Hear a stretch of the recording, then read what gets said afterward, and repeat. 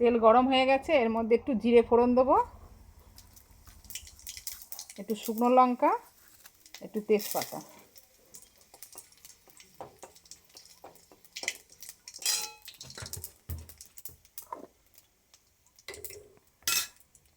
নুন হলুদ দিয়ে মুসুর ডাল আমরা দিয়ে সিদ্ধ করে রেখেছিলাম ভালো করে, এটা ফোড়ন দিয়ে দেব।